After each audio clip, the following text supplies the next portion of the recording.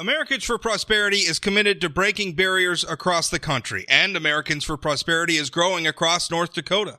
By calling on lawmakers to reduce taxes, spend less, improve health care, and provide second chances, we can empower all North Dakotans to rise. We're fighting for you. Join us today so we can make North Dakota the best state to live, work, and raise a family. Americans for Prosperity paid for this ad.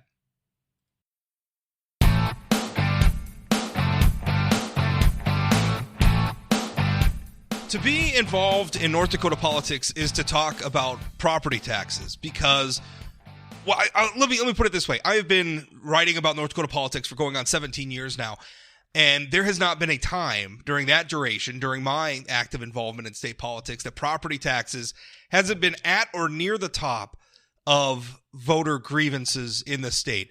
North Dakotans, or at least a very vocal faction, I don't know. I don't have polling numbers in front of me, but suffice it to say, I think it would be fair to say a majority of North Dakotans are not happy with property taxes. Now, the bugaboo in this is there doesn't really seem to be any consensus on what to do about it. We've tried a lot of different schemes over the years.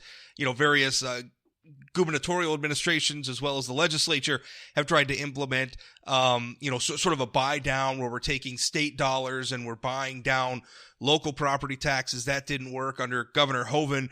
We tried for a while an attempt at allowing, like an income tax credit or deduction. I forget exactly how we did it for property taxes.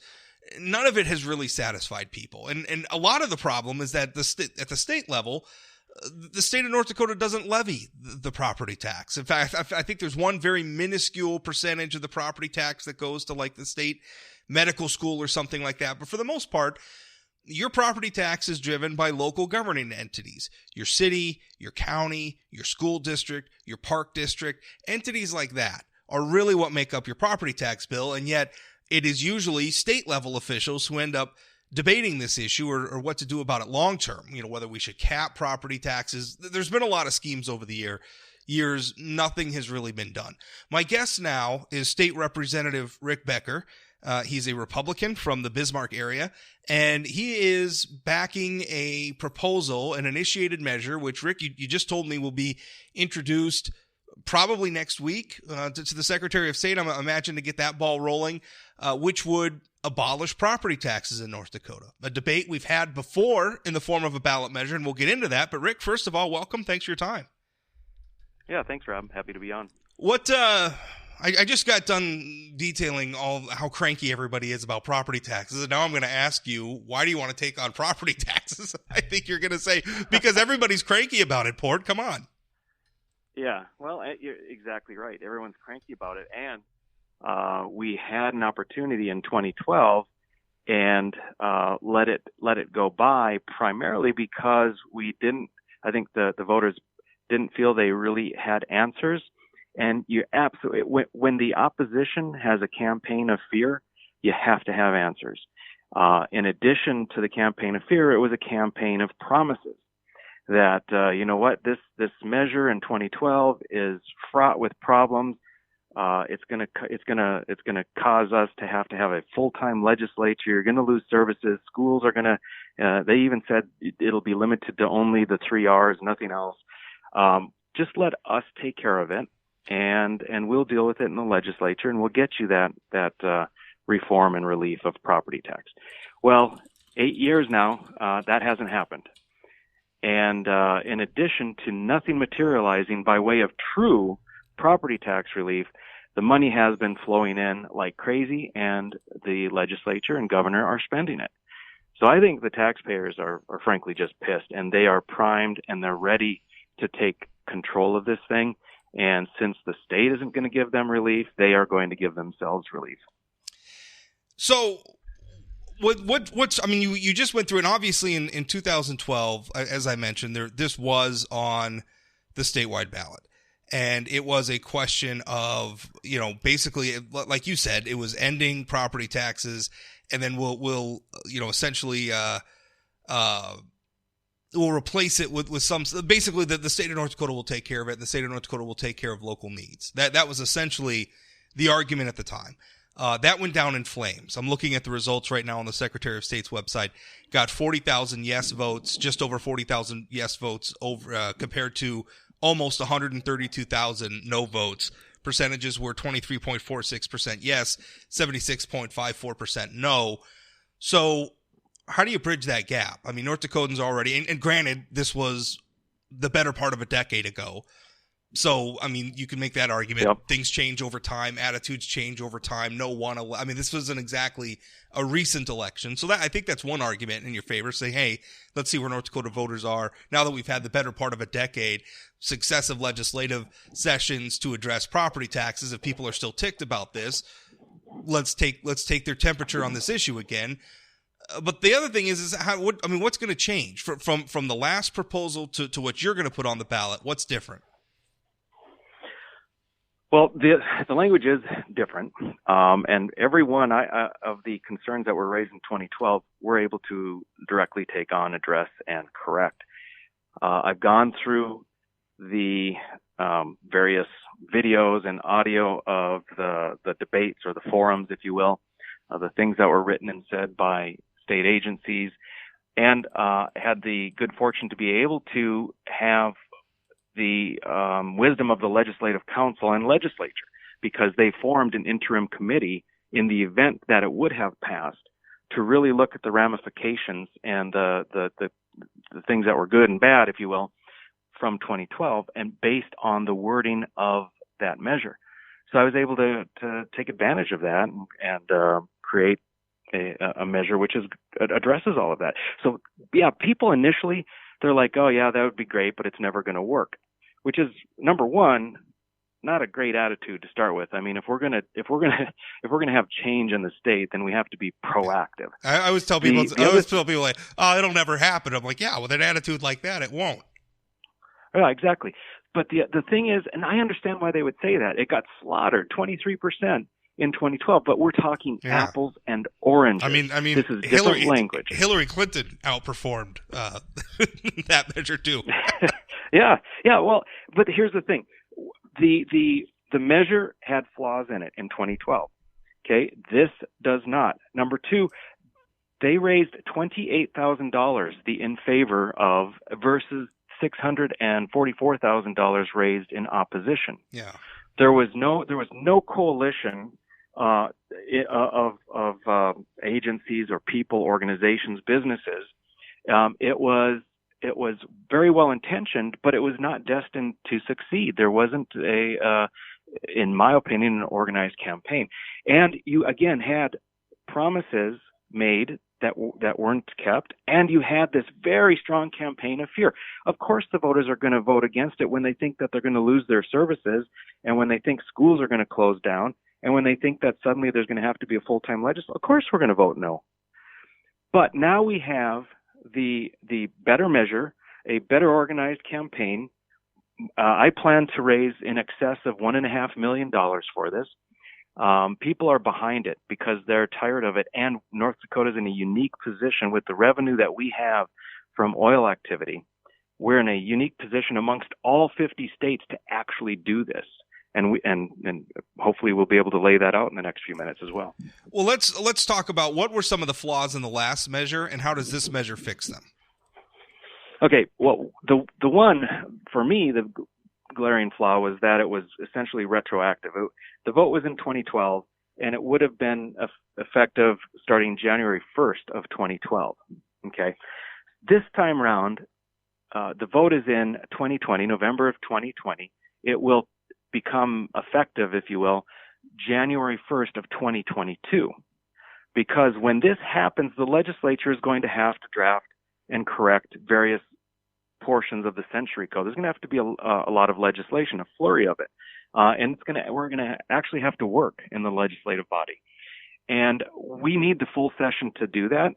Also, because this is right after the decennial census, there is going to be redistricting, and we're going to have to come back as a legislature. I don't know when, maybe September, whatever, but we're going to have to come back in a special session for a day or so, and that's perfect for the timing for this to occur, because we're going to have to draft legislation. There'll have to be an interim committee that in 2022, they're looking at things, developing a formula, going through the Century Code page by page to make sure we're making the corrections that are necessary.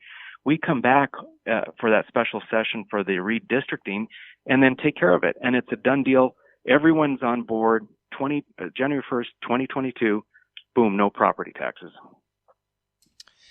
Okay, that's great. I mean, that's interesting. What about people? Because you just mentioned something, but before, and to me, this has always been, and I supported the 2012 measure, although I had concerns over many of the things that you're bringing up as well. I think it would have been probably chaotic in the implementation given the timing, and I like that hey, let's take it slow. Let's recognize that there is going to have to be some involvement from the legislature to shuffle things around and embrace if this thing does pass.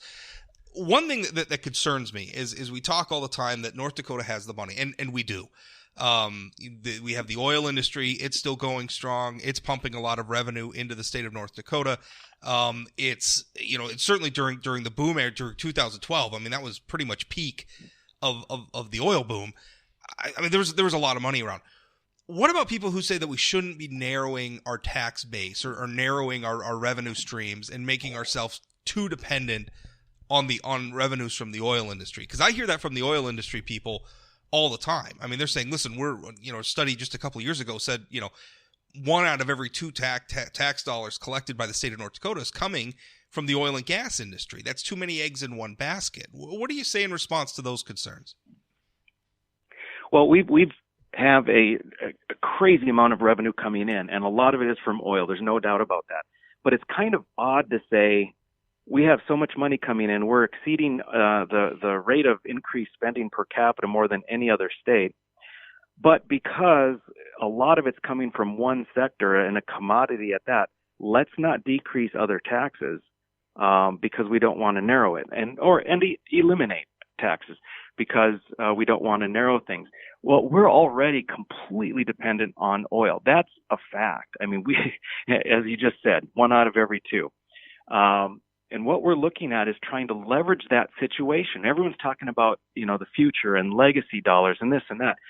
This is the best way to take advantage, to capitalize on the situation that we were so lucky to have with all of this oil. You do something like this, North Dakota becomes the first and only state to have no property tax, and you see the economic activity that will be driven from that. That takes place and goes on for the next couple of decades. Lynn Helms, I believe, and his group said that oil production is going to continue to increase and will max out in about a decade. That doesn't mean it suddenly drops off, but it continues to rise. I think plateau. I think plateau was the term he used. Exactly. It plateaus. So you're talking at least a couple of decades of major oil money coming in and us leveraging that to get rid of property tax, creating a new economic boom, and then we have, over those couple of decades, insulated ourselves from a downward trend in oil because of the economic diversification that this is going to address in a proper fashion because of taking government and taxes out of the equation instead of adding them in. And you've addressed the workforce shortage. So now when oil revenue dries up, we're in a situation that's going to be more advantageous. If we don't do anything, if we just keep spending it all on things that we keep claiming are necessary one-time expenditures, and then oil dries up in 2 decades, we will have lost out on the greatest opportunity any state has ever had. And North Dakota will go back to the North Dakota of the 1990s when you and I would be talking about the number one problem of out-migration because we're losing all of our people because nothing's going on in the state. You get economics, Rob. I know you do. And this, when I call this the mother of all incentives, because you look at what a lot of the legislators and politicians talk about, and they say, "Oh, we need to bring in more business." So we're going to have targeted corporate welfare, targeted subsidies to bring in certain industries and business to help diversify the economy. And they only give a 5-year or 10-year tax abatement, and that supposedly draws businesses in. Well, think about if it was a forever tax abatement, and not only for the business, but for all of the executives and all of the employees of that business. Now we're not fighting against South Dakota, who has no income tax because of a 5 or 10-year property tax abatement that the business can't change their structure on anyway because it's just going to flip back. But you've completely changed the field. We become the number one go-to place for businesses that are looking for a better tax environment. I agree with all of that, and definitely I love our commodity-based industries. I love agriculture. I love the energy industry. The problem is they're commodity-based industries, which puts us on a roller coaster, and we have too many eggs in those baskets. We just do. And so I very much, and I mean, generations of North Dakotans have struggled with this issue. Is how do we diversify? I mean, even back before energy was the player that it is today, and it was just agriculture, there was still, how do we diversify so that, you know, if the ag industry or the energy industry, you know, is having a tough go of it, we have other slices of the pie that are doing well and still creating opportunities and prosperity and everything else in North Dakota. That's all great, and we need a hook to do that. And I agree with you. I am dubious of a lot of these targeted, let's have a group of politicians pick out which companies are going to get, you know, tax exemptions and which aren't. I would rather have a broad tax base that is just very friendly, a broad tax reform that is just friendly to everybody who wants to come here, and property taxes could be it. But I think a lot of people are listening to this saying, you haven't talked about how my school is going to continue to get funding.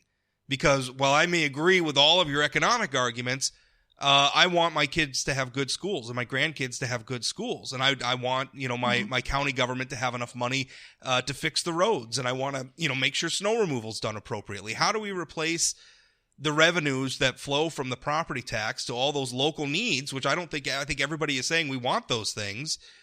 How do you replace that revenue? Well, okay, so a couple of points. First off, again, the broad base that you're talking about, if we leverage the oil money revenue that's coming in, we increase economic activity, and you jack up the amount of revenue that comes in from sales tax and income tax. That's what we saw with the crazy fracking boom. Is more than anyone ever anticipated, sales tax and income tax increased. So when we provide a better economic climate, a tax climate, those things are going to increase. And when the oil goes down, that's what replaces it, is increased revenue from sales. And okay, so then you talk about schools. Interestingly, Rob, in 2012, when this was voted on, the state paid for 50% of K-12 education. And they said the state can't take over K-12 education because your school boards and superintendents have to come to Bismarck on their knees begging for money. And schools will close, and you won't be able to build schools, and they're only going to have enough money to teach reading, writing, and arithmetic. Okay, well, then what happened the very next year? We jacked it up, and the state started paying for 80% of K-12 education. And yet no one was coming to the state on their hands begging for money. No loss of local control in the schools occurred. Now, what's coming up in the 2021 legislature is they're planning to pay for all of K-12 education, 100%. So isn't that interesting that the same people that were crying foul that we can't take over K-12 education because of loss of local control are going to 100% pay for K-12 education come this next session? So that wipes out the argument entirely. You asked me, where does the money come from? The money comes from the various revenues that are going to the state right now. I'm sure you've seen the chart I had developed where it shows that 11 years ago, North Dakota spent $33 million less than South Dakota. Comparable states, suddenly we have an oil boom, and as of 2020, we spend $2.3 billion more than South Dakota. So we went from 11 years ago, $33 million less, to now $2.3 billion more, not per biennium, per year. Yeah. That is astounding. And that people say, where's the money going to come from? Well, dude, we have the money. It's just that we're spending it like crazy. You can't have a crazy spending habit and say, well, we can't cut anywhere unless we get more money coming in. No, you have it right there. And more than that, it's not nearly as much as people think. Do you want me to run through the numbers real quick? Yeah, let's do it. Okay, so we're looking at, first off, if you talk with anyone from the state, it's going to be $1.2 billion per year. Okay, what we're talking about is actually $950 million because the property tax measure doesn't address special assessments. People hate them. I agree. There need to be some things that make it better and more equitable and all that kind of stuff, but this is not the measure for that. That's a separate deal. So it doesn't address special assessments, and it doesn't address certain types of in lieu of property taxes, like in the Century Code they're called I think taxes or fees upon the privilege of doing business, which is frightening. But anyway, so like electrical transmission fees and things like that. So we start off with $950 million. Then you look at Prairie Dog. I mean, that was a gift handed to me on a silver platter, because the proponents for Prairie Dog actually showed how we can take oil revenue, use a formula, and distribute that revenue to the subdivisions, the cities and counties and townships, for infrastructure. Well, in other words, it's replacing property tax. So you use that same $125 million per year of Prairie Dog money, and you put it into the property tax replacement fund. And then you also look at the money that $150 million has been going in per year into the the Foundation Aid Stabilization Fund and the other Budget Stabilization Fund. Okay, those two funds. We've been putting $150 million in to get them filled up. They're going to be capped this year. We can't put the money in anymore. Well, good. That's money that's freed up that can go into property tax replacement. Common Schools Trust Fund. That's $40 million more per year that can be spent successively upon each previous year. So that's another $40 million we don't need to worry about. I want to take a look at spending $175 million of legacy fund earnings. Okay, those are going to be spent, and I've listened to legislators talk about what they should be spent on. There's an interim committee, as you know, going around the state looking for input on what we should spend it on. There are all sorts of special projects and wish list items, and every single one of them, according to the elected officials, are necessary and are worthy of being called legacy. And I would say none or almost none actually are. So we actually do something truly legacy, which helps not only the current generation, but all of the successive generations of North Dakota. Take $175 million of legacy fund earnings, apply it to property tax replacement fund. You acknowledge the fact that and that is the plan. If the legislature is going to take over K-12 education, that's another $260 million per year. That's what they're already planning on. That takes that much burden away from how do we, quote, come up with property tax replacement money. When you add all those things up, what we're left with is $200 million. That's what we actually need to come up with beyond what's already going to be done in the legislature. $200 million. We're outspending South Dakota by $2.3 billion. I think we can come up with $200 million. We don't do things like, cactus greenhouses and things like that. That'll go a long way to coming up with $200 million. So when people say, I don't know how are we going to replace the cactus it, greenhouse is as silly as I thought it was. I mean, let's face it, was not that big amount of money. But so assuming all your math is right, we're talking about $200 million that we have to come up with. Do we have to raise a different? I mean, I think a lot of people are going to say, well, if we abolish local property taxes, then our state level taxes are going to go up. What's your response to them? Well, that were true if we were spending a proper amount of money or at the proper level of spending. We're way overspending. That's what everyone thinks. We have to raise taxes to come up with, and that was one of the successful arguments against it last time. We don't have to come up with an additional penny in new taxes or new revenue. It's all sitting right there. Your legislature is just spending it. You take a look at the growth of government. Someone had asked me, you tell me exactly what we're that we're overspending on. Well, okay. I mean, I'll give you a list of every single agency in the state. There's not one $1 billion item that we do away with. It's not a simple answer like that. If you take a look at how each agency and each department, the whole state of North Dakota has grown over the last 10 years, it is nuts. It's nuts. That I've seen your charts. The trajectory. We are way, way, way beyond reasonable spending. But when it's there, it's so easy to say, well, this is necessary spending. Every dollar we spend is allegedly necessary spending. Isn't it amazing how South Dakota can get by not increasing their taxes to account for that $1.3 billion or $2.3 billion that we're outspending them on? I mean, I don't know. I imagine South Dakotans must be dying in the streets left and right because of lack of services. I don't think that's true. South Dakota is a lovely place. By the way, which has a significantly larger population than we do. So if you break those numbers up into per capita, and I haven't drilled down on your numbers too much, but just assuming your top level numbers there are true, South Dakota's got a lot more people than we do, and yet they're paying significantly less. So per capita, I got to imagine that difference is even more dramatic. Yep. And just so you know, too, Rob, those numbers, I had the Legislative Council redo, or I did my own chart, whatever, and I asked them to do it based on what information they got, I knew it would be the same because it's legitimate information. Anyway, so the chart I'm talking about was researched and drafted by Legislative Council. I'm not questioning you. I haven't done the numbers myself. So your listeners know. Sure, I understand. You said a little while ago you're going to raise $1.5 million for this. Yes. That's a lot of money in North Dakota politics.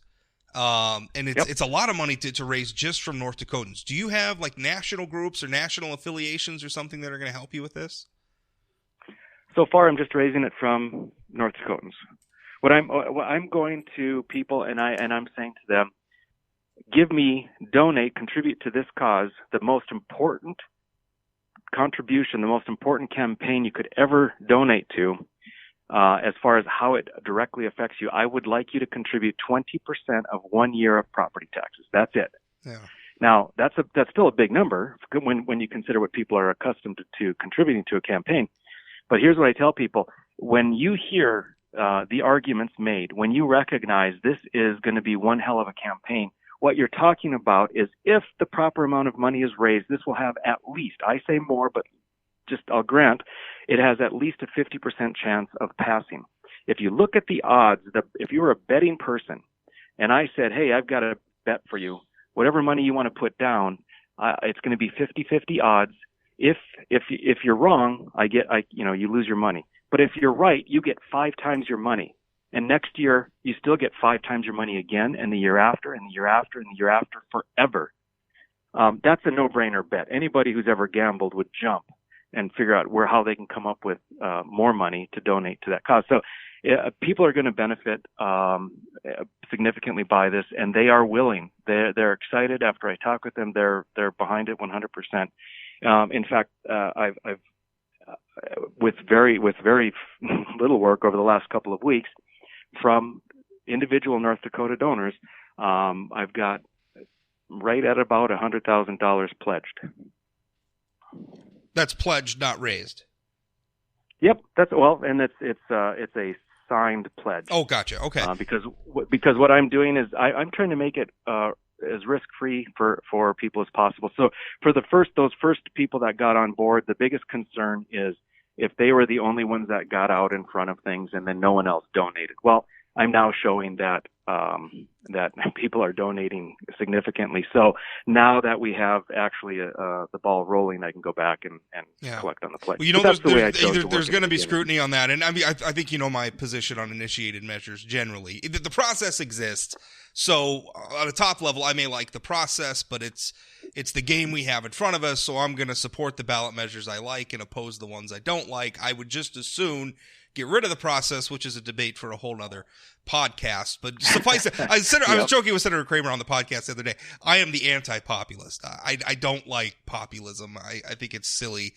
I really don't want to be governed by the mob. But anyway, that's like I said, topic for a whole other podcast. Let me just ask you this. Well, there's a measure coming out, or initiated measure that they're working on that is, I think, going to be horrible too. It's unrelated to this, and also for another day, I suppose. But yeah, I get where you're coming from for sure. Let's but let's just talk like the logistics here. I think you have to get some 20. You're going to submit it to the Secretary of State. I think you said next week. You have to get close to 27,000 signatures, right? Constitutional amendment. Yep, by July 6th. By July 6th. Tell me how is that campaign? Are you gonna hire petition circulators? How's that campaign gonna work? Yeah, it's going to be a combination of volunteer efforts, and we'll hire a firm that will help as well because of the short time frame. Yeah. If we had started many months ago, we'd just do it all on volunteer. But to be able to get it done in 4 months, I don't want to take any chances, and so it'll be a combination. All right. Well, interesting stuff. And hopefully at some point there'll be a draft out there. People can actually read the text themselves. Maybe even you could give me one. I could put it up with this podcast. I don't know if you have one that's ready. But anyway, also, final question. Where can people go to find out more information? Like if they're opposed or support, if they want to follow along what's going on, where can they get updates? Well, there's a Facebook page with End Property Tax, and within the next week or two, we'll have the first form of a web page up as well. This is kind of the way I wanted to work this is just to have it all be, I guess you'd say, delayed and have it all come out at the same time. Because what I didn't want is for the messaging to be, spread out over many months and have the opposition and the big government people start spreading lies and a campaign of fear again. I want it all out there. So your listeners, we're slightly ahead of ourselves by a week or so. There will be a website out. It will be endpropertytax.com. Again, there's a Facebook out by the same with the same name. Sure. And so yeah, it'll be out there, and I'll have the measure out there. I'll have the numbers so people can look at the numbers. I'll have the pros and cons. I'll have the arguments last time and how we're going to address them. Obviously, there'll be a donate button. So it'll all be there. Well, Rick, thanks for your time. And I have a feeling you and I are going to be talking about this again this year. Yeah, I suspect so. Thank you. Thanks, Rob. Bye-bye.